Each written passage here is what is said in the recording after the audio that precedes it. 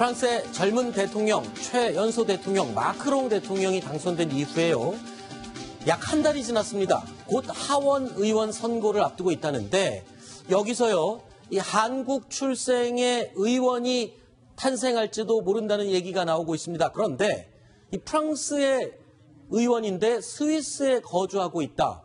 어떻게 스위스에 거주하고 있는데 프랑스 의원이 나올 수 있는 겁니까? 예, 이게 굉장히 신기한 제도입니다. 네. 프랑스에서 이제 2010년도에 해외 선거구 제도라는 것을 도입을 했는데 네. 해외 선거구라는 것이 이제 재외 국민들이 이제 각 국가에 흩어져 있는 프랑스 국민들이 있는데 그 국민들의 이제 권리를 대변할 수 있는 의원을 선출하는 겁니다. 아, 재외국민들의 권리를 대변할 의원. 예, 그렇습니다. 그래서 캐나다, 미국, 그리고 또 북유럽, 스위스, 리히텐슈타인, 중남미 등등등 해서 11개 선거구가 있는데 그중 이제 스위스 리히텐슈타인의 선거구에서 조아킴 송포르제라는 이제 우리 한국 이름으로 손재덕 씨죠. 손재덕 씨 이제 그분이 이제 하원 의원으로 탄생될 가능성이 굉장히 높게 점쳐지고 있는 상황입니다. 자, 뭐 때문에 이렇게 당선이 유력하다고 얘기하는 건가요? 근거가 뭡니까? 예, 이제 프랑스 같은 경우에 이제 방금 이제 조아킴 송포르제 씨가 이제 지역구 후보로 나와서 63.21%를 이제 13.21%. 예, 네. 그래서 굉장히 높은 이제 압도적인 득표율로 1위를 차지를 했습니다. 그런데 이제 프랑스 하원 의원 이제 그 선거 그 제도가 조금 독특한데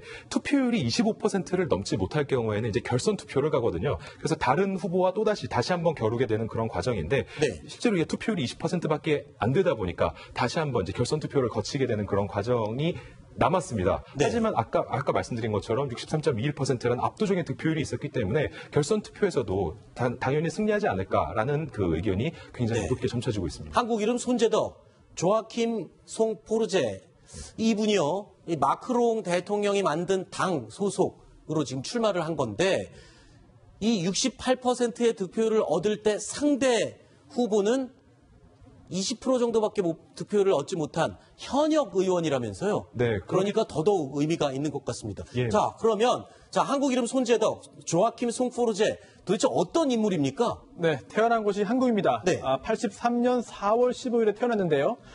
그 후로 3개월이 지난 7월에 서울의 한 골목에서 이제 생일과 이름만 이제 쓰여져 있는 상태로 발견됩니다. 버려진 거군요. 네, 경찰이 골목에서 발견을 하고요. 네. 그 후에 이제 보육원으로 갔다가 프랑스로 이제 입양이 되는데요.